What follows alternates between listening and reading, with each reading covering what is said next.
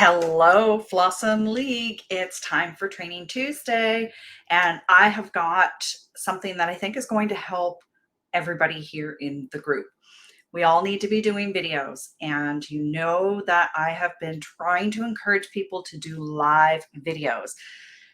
Video content is so important to helping you grow your reach and your audience on pretty much every platform out there. Live videos are my favorite because you don't have to edit them. You just go live and you go with the flow. And if you make a mistake, you just deal with it and move on. There's no editing to deal with, and there's no expense, and everybody can just do this and go live, but you've got to get comfortable with it. Now, a few of our members are already doing live videos, and that's great, but they've asked for some feedback. And here's what I'm going to do. I've got this series of tips that I think are going to be good for everybody who is doing videos, whether you're doing live or you're just making videos. Most of these tips are going to work for both. But if you've been doing live videos and asked for feedback, some of these tips are specific to those pieces of feedback. All right, today I've got for you the 6 P's to better live videos. All right. And I had to work hard to get all 6 of them to start with P. So hopefully this will be good for you. The first one is position. What I see happening with a lot of people, not just people in this group, but a lot of people who start making videos on their phones, they do it like this. We're used to holding our phones. Okay, you can't see me here, but we're used to holding our phones like this and doing things, right? That is not a good position to do your live video from, or to make a video from. You don't want to be looking down at the camera like you would if you were reading or scrolling or doing anything else. You need to hold your phone up. Okay, you need to get that camera up to eye level. That camera needs to be at eye level. You need to be looking straight out at your phone, straight out at the camera, and trying to connect eye to lens. Okay. Now on my computer, my lens is right here. So when I look, it feels like I'm looking at you. But if I was to look down here, like if I look down at my screen and see myself talking, it's not the same.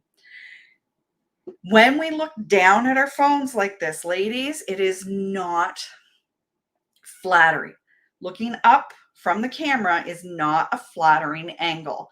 So if you are hating the way you look on video, it could well be all you need to do is move the camera up.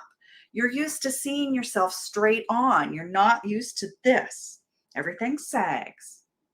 You need to look straight on. Okay. So there are easy ways to do this. You can get a tripod if you want, but if you're just starting out, get some books and create a tripod. I often make videos with my laptop, and I take my phone and I set it against the screen just like that.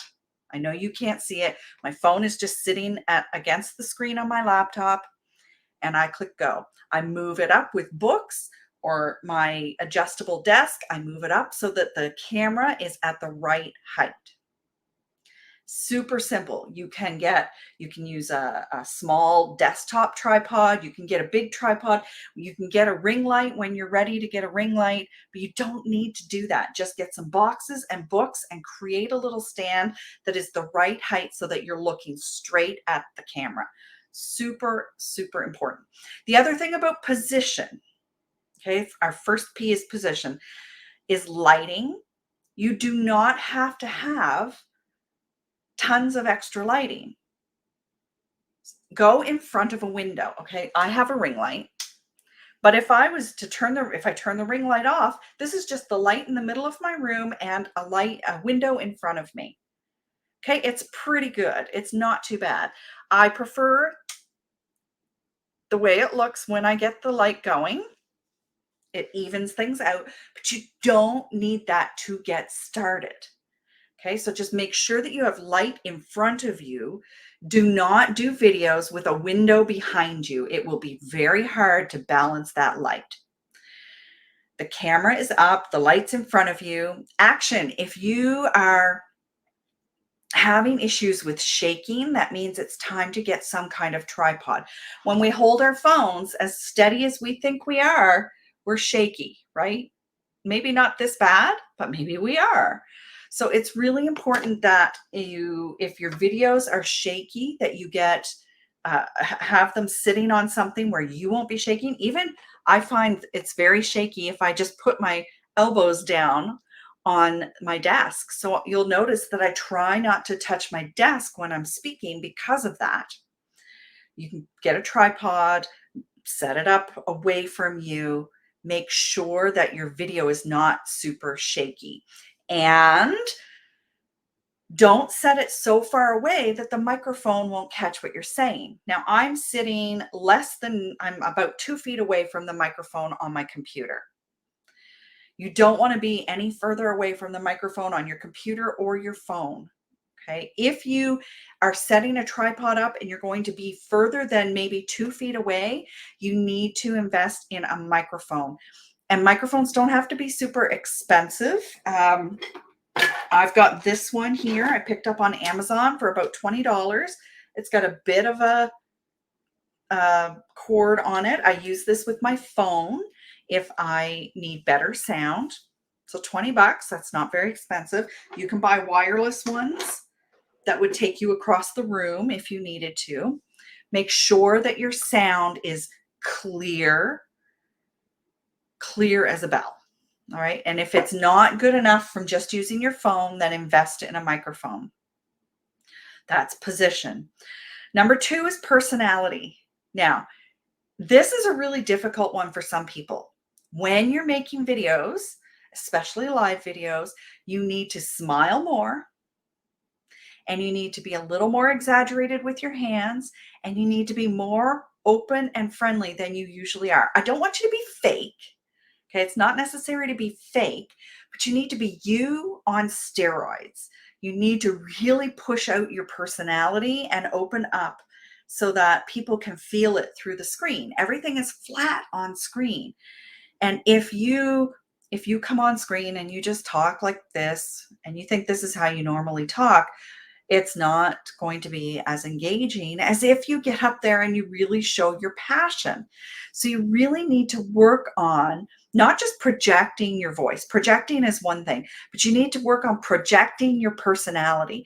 And sometimes that means looking at yourself and forcing yourself to smile. You will see when I feel I'm getting a little too laid back, I will force myself to smile and laugh a little bit. That brings it back. You've got to show more personality on video, because especially on a recorded video, because there's no interaction there. All right. But be you, just be all of you. Make sure that we're getting all of your personality, and don't be afraid to show your personality on video. Um, we want to see that. We want to see your personality. Number 3 is planning.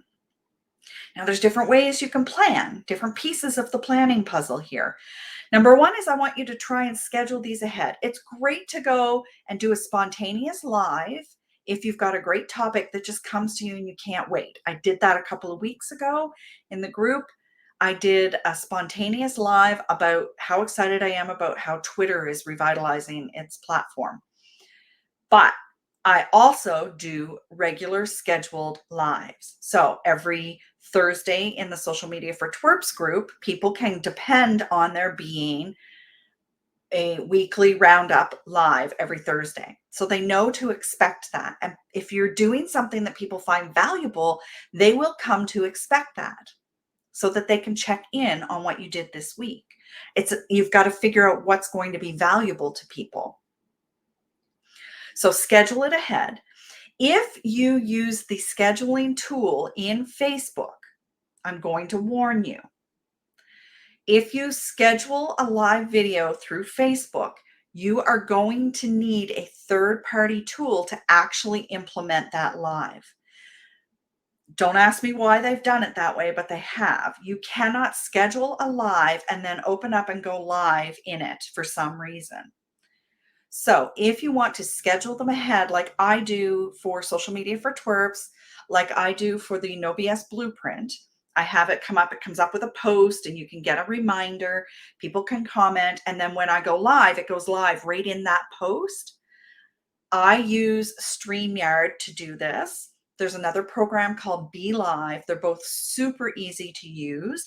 They are paid programs. They might have some free sessions that you can use. If you're going to be doing a lot of lives, this is a program you're probably going to want to invest in. You have to have that if you're going to schedule the post and go live right in that post. If you're not going to invest in that kind of a program, you're going to want to tell people, I'm going live on Thursday at 1 o'clock to discuss this. Let me know what questions you have and comment here so that you'll get notified when I go live. All right. So you'll need, well, actually, that won't work on that post. You'd have to go reply to everybody, but they could comment so that you could make a list and let people know when you're live, and you could pop in a list, okay, in the comments when you're live. That's one of the downsides to doing lives through Facebook, is you've got to have this third-party program, StreamYard or Be Live, if you want to do the scheduled lives. Otherwise, you're just telling people, I'm going live on Thursday. Make sure if you are doing either one that you're telling people everywhere that you're going live, right? Don't just post about it on your Facebook page. You need to let your group know that you're going live. You need to post it in your stories. You need to post it on your Instagram, and in your Instagram stories, you need to post it on your LinkedIn and on your Twitter and whatever other platforms you're using. Tell everybody you're going live. And that may be live on Instagram. Well, tell your Facebook people you're going to be live on Instagram and give them the link to your profile so they can come follow you. Make sure that you're promoting it 3 to 5 days in advance to give people a chance to see the post, because Facebook likes to hide those posts. 3 to 5 days in advance, you've got to tell people multiple times that you're going live to get them over there. And the other type of planning is to plan what you're going to say. And I want you to do this with just bullet points. Okay. It doesn't matter if you're going to talk for 5 minutes or 20 minutes. Do it with bullet points. Do not have a script that you're reading. People will not enjoy listening to you read a script on video. Here's my bullets for this session I'm doing right now. Okay. That's all my bullets. You've got to know what you're talking about well enough so that you can come up and talk about it and be engaging without reading a script. Number 4 is a patch cord. That one was really hard to come up with a P word for it, but it's the hardwired cord that goes from your internet to your computer. If you are using your laptop or your desktop to go live, you need to hardwire if at all possible. So I have a cord that goes straight from my computer to my internet in the wall. I use that whenever I'm going live, because then if my kids or my husband or anything happens and the Wi-Fi gets interrupted, they can actually turn off the Wi-Fi router upstairs and it won't interrupt my Wi-Fi, my internet signal here. So really important to patch in with a hardwired cord if you can on your laptop. If you're using your phone to go live, you want to make sure that if you're going live on Wi-Fi, that your Wi-Fi signal is strong enough. Sometimes it isn't. Sometimes we just don't have routers that are good enough to get us live. If you do a live and it's patchy, then you're going to want to try going live from data. Now, going live is heavy on data. 20 minutes on live with data only and turning off your Wi-Fi, that could deplete your data plan for the month. I'm really not sure, because it depends on you and your phone and your data plan. So be aware of that, but it might be worth using your data, especially if you don't use all your data every month. It might be better to use your data than your Wi-Fi if you get spotty Wi-Fi when you're going live. Okay.